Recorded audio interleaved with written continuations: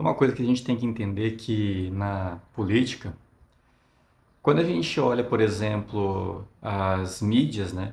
As notícias, a gente vê os comentaristas, a gente vê bons jornalistas, a gente vê bons juristas, a gente vê então um jornalista que tem uma especialidade num determinado país, tem um jornalista que tem uma influência dentro do Congresso, tem um relacionamento lá dentro. Só que a gente, quando para analisar na real mesmo, a gente tem que assumir de que essas pessoas do jornalismo, elas geralmente não sabem o que realmente acontece nos bastidores. Quais são as informações muito mais detalhadas e aprofundadas e até a realidade que realmente acontece nesses bastidores, onde só os agentes, né, que estão diretamente ligados sabem o que está acontecendo, né? Seja o presidente da Câmara, o presidente do Senado, o presidente da República, o ministro em si. E as pessoas que estão na mídia, geralmente, elas não sabem da realidade, mas elas têm que fazer o jornal, têm que cumprir o trabalho delas. Então, muitas vezes, a gente meio que perde o tempo se a gente fica vendo demais, sabe? Eu acho que a gente tem que ver, a gente tem que ter um senso crítico, mas a gente tem que aprender a interpretar aquilo que a gente está vendo, né? Eu acho, por exemplo, muito importante que a gente tenha o contraditório, né? E um erro, né? Porque eu quero trazer essa reflexão aqui para dentro da questão do estado de presença da Bíblia e de Deus. Então eu tenho que falar do contexto, né? Para ajudar a gente pensar e chegar melhor em conclusões. Então, assim, às vezes a gente vê aquela pessoa que está opinando, né? Porque uma coisa que a gente tem que aprender é que isenção não existe, né? Tipo assim, se antes, sei lá, há 15, 20 anos atrás a gente ligava o jornal acreditando que ali estavam sendo reveladas as verdades, né? Hoje a gente sabe que não é assim. A gente sabe que ver uma notícia, ver alguém falando alguma coisa, por mais que seja alguém que fale mais daquilo que a gente acredita, aquilo precisa ser interpretado, aquilo precisa ser analisado, porque não é a verdade nua e crua. Hoje, dificilmente, a gente acho que caiu a inocência, né, das pessoas. Então, por isso que eu acho importante a gente ter o oposto.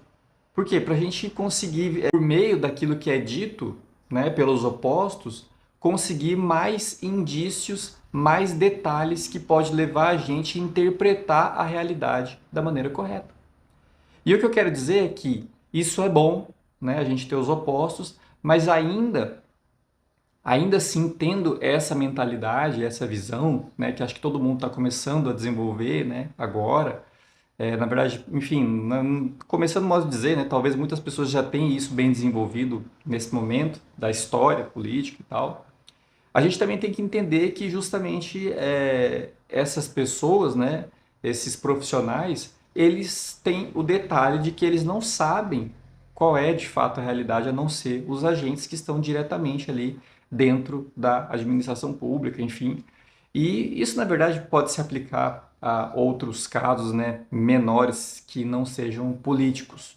E a reflexão com que eu quero trazer aqui para você com isso é que, primeiro, quando a gente vê, né, uma pessoa falando o oposto daquilo que a gente julga como mais verdadeiro, a gente tem que aproveitar, né, justamente para aproveitar aquilo para melhor interpretar a realidade, vendo o que a outra parte está falando, porque nas entrelinhas a gente vai entendendo, né? Vamos supor que você tem um discernimento de que aquela pessoa está quase que integralmente mentindo ou utilizando de meias verdades para induzir o ouvinte ou a audiência a erro.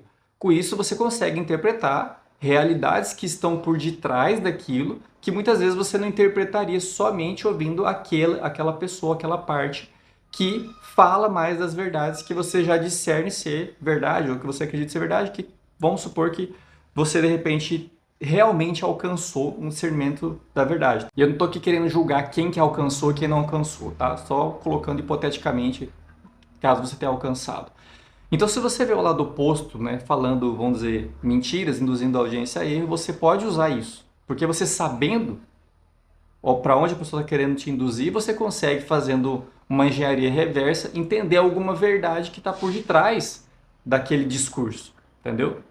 Então, com isso, a reflexão é a seguinte: a gente tem que aprender, parar de permitir que o nosso ego seja ativado e estimulado nesses contextos. Eu sei que é difícil. Então, assim, porque a política é um ambiente muito rico, muito poderoso para a natureza pecaminosa ser estimulada e ser estruturada.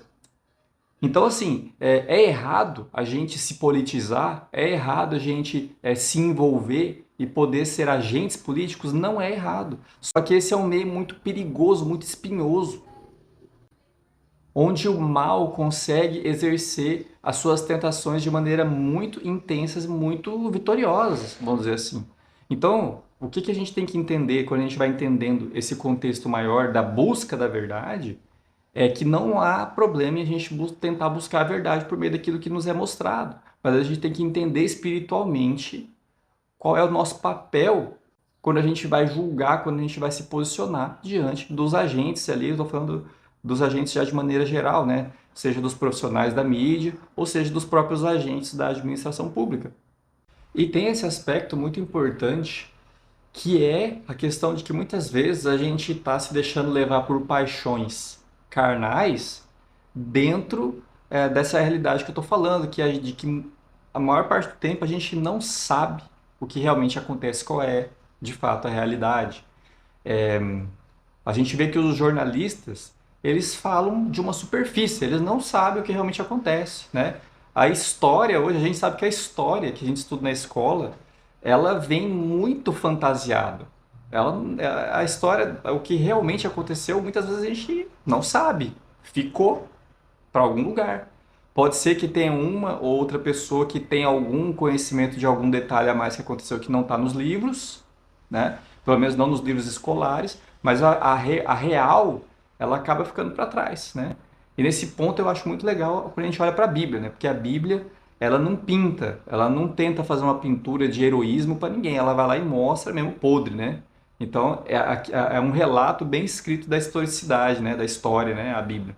Então uma coisa interessante que, por exemplo, por que que a mídia às vezes não fica sabendo de qual é a real? Porque, como hoje as notícias, as informações correm muito rapidamente, né, por conta da internet, são questões de estratégias, né? Então, tem coisas que, de repente, os agentes da administração pública sabem que eles não podem revelar sob o risco de ter ali a estratégia dele perdida, né? Porque daí, então, o inimigo vai ficar sabendo e tal. E por isso a gente vê já uma limitação, né? Então, assim, existe uma realidade que os agentes públicos sabem, que a gente não sabe, nem na mídia sabe, né? Que eles não podem revelar, e tem outras que nem querem revelar. E isso em escala menor vai acontecendo em escala até chegar na gente como audiência. Porque você acha que a mídia também não tem acesso a algumas coisas, eu acredito que não tem acesso a tudo que os agentes administrativos têm, da administração pública, mas eles têm acesso a algumas coisas que eles também não podem falar, né?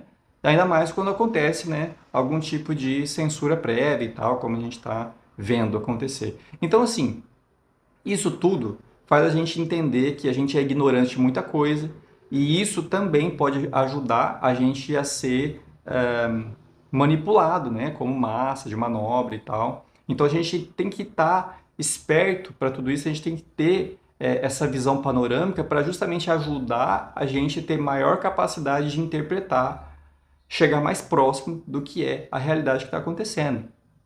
Com isso, eu não estou dizendo também que as ações políticas, né, do cidadão, elas não deveriam ser tomadas, como, por exemplo, estão acontecendo.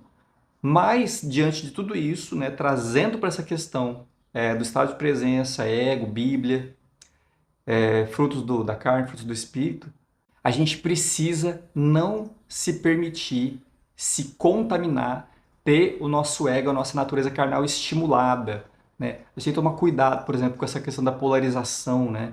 Tipo assim, os inimigos, né? Você olhar para alguém e sentir desprezo, sentir raiva. Aquilo que é errado tem que ser coibido, tem que ser corrigido dentro das regras aí bíblicas, os princípios bíblicos em primeiro lugar, e desde que não traia um princípio bíblico, né, dentro das leis humanas, das leis constitucionais, infraconstitucionais, etc. Mas você não deve permitir no seu coração que você tenha estimulado aí o ódio contra alguém. Se alguém tem que ser coibido, se alguém tem que sofrer restrição da liberdade, que isso seja feito a partir de um princípio existencial psicológico de compaixão. Mas que seja feito.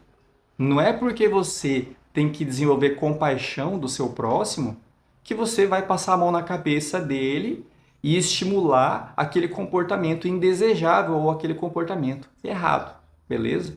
Então, o objetivo desse vídeo era justamente ajudar você a enxergar melhor a realidade, ajudar você a enxergar melhor os aspectos de análise, tanto para você buscar a verdade, né, a realidade dos fatos, quanto para você buscar a maturidade espiritual enquanto um agente cidadão político.